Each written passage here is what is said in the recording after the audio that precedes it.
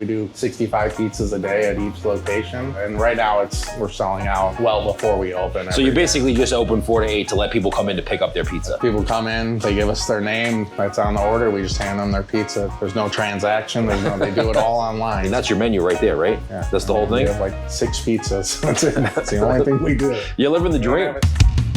Today we're meeting with Robert from Millie's Pizza in the Pan in Chicago, and we're gonna show you around this very simple pizzeria. Robert started out at home making pizza in the pan, not necessarily Chicago style pizza that most people think about. He's doing it his own way, and he's only making 65 a day. You have to pre-order your pizza, you come in at the selected time, you pick it up. He's only open for people to pick up their pizza, and that's it. Making great pizza, very simple. Let's get into today's episode. So where are we? What's the name of this place? Yeah, Berwyn, Illinois, Millie's Pizza in the Pan. Recently we've gotten some press where now I can't track it all week. It's too hard. We do 65 pizzas a day at each location. Right now we only have 3 employees, and one of them just comes in for 4 hours a day to wash dishes. So there's 2 of us at each location. So we do 65, we do all the prep. I usually come in and do like the morning prep. Okay. I'll cut all the cheese, I'll make the sauce, I'll make the dough.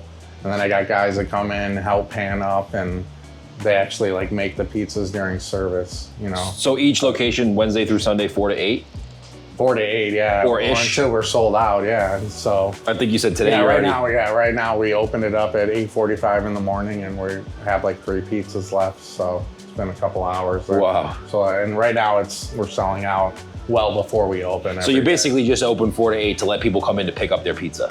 Yeah. Not to order basically, it. Yeah. People come in, they give us their name, that's on the order, we just hand them their pizza. There's no transaction, they do it all online. So let me ask you this. So each location does 65 pizzas. Why did you open a second one? Well, I mean, I wanted to expand. I wanted to expand to the suburbs a little bit. Okay, so you wanted to be in this location. Yeah, we're closing that Chicago location and we're moving to the other side of the city. All right, I saw that on your Instagram. So we found another location with like a kitchen that's 3 times bigger. Okay, so you can do more capacity. It has a Middleby Marshall oven, which are rare to find. So it's a 5-deck oven. You can do like 50 pizzas every 30 minutes. The 65 isn't because that's you're limited in just capacity wise. Yeah, especially in Chicago, if you saw the kitchen is tiny. That's a good way to start. You kind of started a slow progression. Did you have to come up with a lot of capital to open the first location? Not really, I saved up money during the ghost kitchen and I just paid like cash. I think I spent like $40,000. I bought all used equipment on Marketplace. Very nice. So yeah, I think about $40,000. That's great. And I had like 6 months. It took us a while to get the contractors and everything to do the work, so I had time to save up. So I was like paying it off slowly. So yeah, $40,000, but this one was about the same too. Is the rent here relatively affordable? Maybe I paid $1,800 a month in Chicago. That's really good. I mean, it's like close to 800 square feet. But 800 in the city, that's not... Yeah, but I mean, it's not like a prime location and it's kind of off the beaten path, but I think that adds a little bit of charm as well. Definitely. I think people like that it's a little off the beaten path. There's not a lot of competition in that area either. So, I mean, 65 pizzas a day, all pre-ordered, so you know exactly how much money you're gonna make, how much prep you need, everything. It helps even with the food kind of becomes a fixed cost now. Right. Instead of wasting product, you know exactly how much you need to order for the whole week. It becomes like a fixed cost. I think it's really good. It's streamlines everything. And that probably helps you with consistency, right? Yeah. And then also the best part is we're 100% focused on making the pizzas, and it just makes everything a lot smoother. I mean, this is great. When we talked on Instagram, you were like, you can come to our outside, what's the area we're in again? What's the city? This is Berwyn. Location, but you said it's bare bones. And I was like, I like that. I think that people overdo it too much. Yeah. And if you can make a living, and I asked you, are you happy doing this? You said, yeah. If you can make a living doing it, and you don't need a whole huge menu, I mean, that's your menu right there, right? Yeah. That's the whole thing? We have like 6 pizzas. That's it. That's the only thing we do. You're living the dream. We don't have a salad. We don't have garlic knots. We don't have wings. It's just pizza, and that's it. We sell bottles of Coke, and that's all we have. What's your most popular pizza? Because I see they're all pretty even, to be honest with you. But I would say it's called OnlyPans. So it has, we're one of the few pizzerias in the Chicagoland area. I don't know about outside of where we use like peppadew peppers. Okay. But it has peppadews, it has pepperoni on there, it has pesto, has Calabrian chili honey, and then ricotta. It's really, really good. What's with the names? You just come up with funny names? Yeah, just How do you get written up in all these publications? I've never asked for any. I don't know. It just happened. Really? Yeah. So people just Totally like you so much they probably organically. suggested or tag you Totally and stuff? organic. You know, I don't know. I've never like reached out to anyone, or I just post on Instagram and that's all.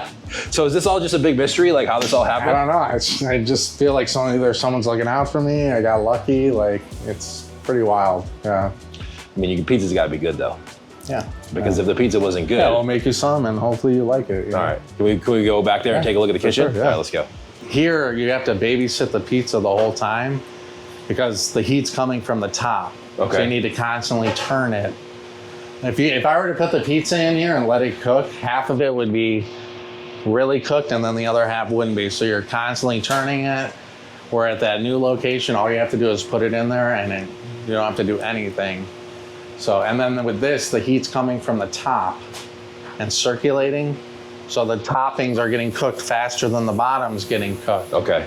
So even with the pepperoni, we have to take it out like halfway through and put the pepperoni on. That's another reason why, you know, we're limited as to what we can do because there's so much work that goes into making. This is great though. Like, so that's all. The only equipment you have is the pizza pans.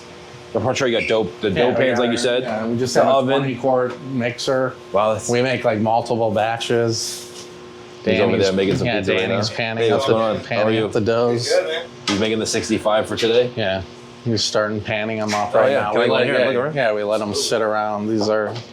We blend doughs. We use whole wheat and King Arthur. How long did it take you to come up with the dough recipe for this? Probably like a year. And I mean, I'm always tweaking it. So, How often do you change it? I mean, pretty much daily. Really? Yeah, I mean, right now it's incredibly hot out. So yesterday I didn't put as much water into the dough because I don't want it as high. It will rise too quick.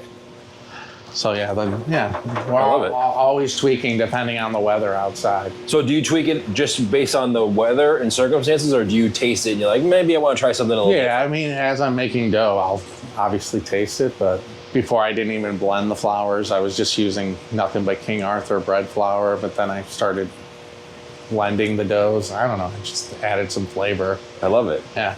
I like that you weren't trained as a pizza chef or anything. No. You just like making it at home. So like early on, I reached out to Tony Gemignani and through Instagram. I didn't think he was gonna message me back. He messaged me back. We talked on the phone. Really? He gave me pointers, but I learned a lot on YouTube. Not only through pizza makers, but also bread makers. You know, I focused a lot on like bread makers, and that's kind of how I learned how to make dough. Because to me, it's all about the dough. Yeah. That's where it starts. Everybody Yeah, this uses is the our- same kind of cheese, You know, this is the dough. sauce. It's all about the dough. You know, you can kind of see how it's pretty Yeah. hydrated. You know, This is great. What size pizzas are these? 14 inch. So you actually started as a ghost kitchen, right? Yeah, I found one in Logan Square, which is in Chicago. I'm familiar with that. Yeah, we did that for like a year and a half. What was the ghost kitchen? Was it just a blank space, or was it other restaurants in there? Yeah, there was like 4 or 5 other restaurants. So you just Yeah. used the kitchen area. Yeah, it was a huge kitchen. It had a 3-compartment sink. It had an 8-foot hood with a convection oven, and then a standard oven, and then another smaller convection oven that I couldn't fit my pans in. Okay. And so I had to learn how to make this style of pizza in the convection oven. What style of pizza do you say it is? It's a pan pizza. Like Chicago Yeah. style? It's like Detroit, but it's made in a round pan. It's not as thick either. You Okay. know, it's a little more dense, but it looks heavy, but it eats really light. And you make all your own dough. Yeah, we make all our own dough every day. We use a starter. We use a poolish. Oh, do you? Yeah, because we don't have a lot of fridge room. If I had a walk-in, I wouldn't be using a starter because then I could just ferment it for a couple of days. But Right.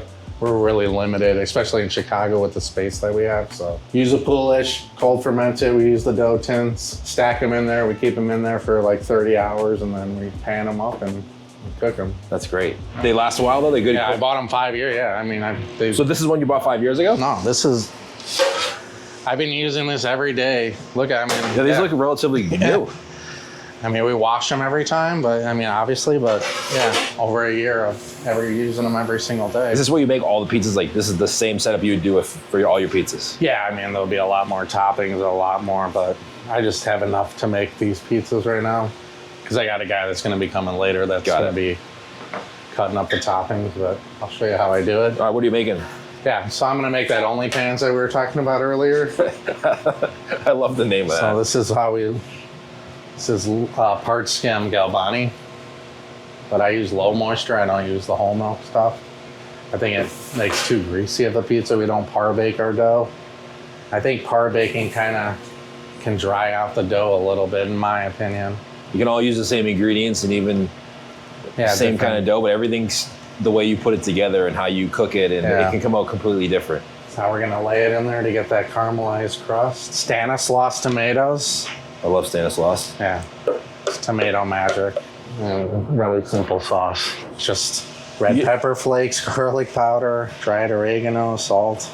How long do these take to cook once they're in the oven? About 20, maybe 15 to 20 minutes. Depends on how many are in there. So quicker than a traditional, what people think of as Chicago style. Yeah, for sure. And we like to take our time here to make sure like everyone's special. People know what they're gonna get when they order. These are peppadew peppers. And if they're really big, you just tear them in half. So normally people would put all the toppings on and put it on, but this is how we're gonna put it in the oven right now. You know, you can probably fit a big one and then a small one, but yeah, 7's like the max you're gonna wanna put in there. And that's pushing it, right? Yeah, for temperature sure. wise. And this one's gonna have our vodka sauce, everything bagel spice, also pepperoni, Calabrian chilies. Do you still like making pizza? Oh yeah, I love it. I wish I could do it. That was the hardest part about opening another location, was like letting go of that aspect, because for the first 3.5 years that I had a pizzeria, I made every one myself. Every single pizza that ever came out of a Millie's You made. was made by me. So, but I mean, if you ever want to grow and expand, you have to find the right people, you know, people that you can rely on. And I've come to realize that these guys can do it even better than me, you know. And if you find the right guy, good attitude. Like today, I have to fill in here because we're short-staffed. So I have to wash dishes tonight. That's going to be my job. Need some help? I can help you out wash some dishes. So this is gonna go in the oven. Cook for how long? Probably about 10 minutes. And then it's about halfway done. You can see the cheese. Okay. You can see the ring of caramel. So we do this ring of caramelized cheese because it adds another layer of flavor, but it also kind of gives me a indicator as to how far along the pizza's cooked. Okay, I gotcha. Because we don't time anything here. It's all done by eye. So do you have a couple extra pizzas in the back just in case something messes up and those 65 gets old, or you gotta go which way you gotta go? We're gonna have to be refunding people at that point, so. But yeah, we kind of hook them up with the pepperoni. This is Rosa Grande.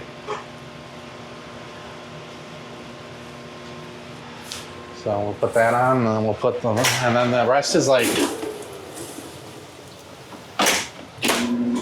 then when it comes out, the rest is like garnishing. Okay, when it's done? We're gonna garnish it with the pesto. We're gonna put, you know, ricotta on there. I gotta get ricotta, but yeah, put it on the toms. Same thing. A lot of our pizzas have pepperoni on there because that's my favorite topping. I love it. We use Etzo for a long time, but this is the second week we've been using Rosa Grande because it does help.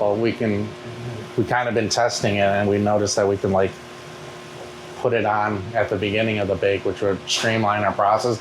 Everything I'm doing is kind of like focused on that Chicago location. Right. How can we streamline the process to make to put out more pizzas? I mean, we still want to do a fantastic job, but you know, we would like to make our job a little bit easier, right? So the Rosa Grandes, you said, can be able to, you've been testing, putting them on the beginning? I mean, especially, I've already been test baking out of that Middleby. Marshall, I've been making pizzas there, so yeah, it works. Oh, great. You know, so we're not gonna have to pull it out halfway through. And be a lot easier to do that. Yeah, it's gonna be a much easier process. So, I mean, like, oh man. There you go. Now I'm gonna garnish this. This stuff's really salty, so. This is the OnlyPans? Yeah. Just a little bit of Calabrian chili honey. Just a little though. Wow. All right, so this is the Toms. That looks great too. The first thing we're gonna do is do everything bagel spice on the outer. Ricotta again. Chili, just straight up Calabrian chilies that are minced. They're incredibly hot.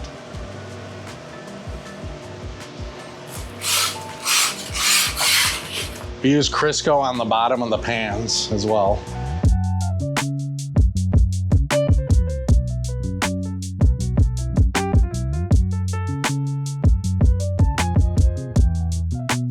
All right, here we go.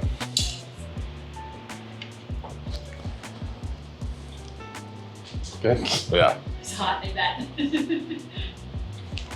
I wish the bottom was a little more, I could tell by looking at it but I love it. the oven was, Really great. yeah. Got a little kick too. Yeah, you would think it's kind of heavy, but it's not at all heavy. The dough's, it's really light. Chicago, check out Millie's Pizza in the Pan, but remember to pre-order because he only has a select amount of pizzas that are available per day. But I wanted to say thanks for letting us come into the place, show us around the pizzeria, and hopefully you learned something from this episode. Don't forget to like and subscribe and leave a comment. Where are you watching this video from? I always love to see where people are watching these videos from, and maybe we'll come visit yours on the next trip for these Pizzeria Insider videos. Like, subscribe, leave a comment, and we'll see you on the next episode. Thank you so much for tuning in.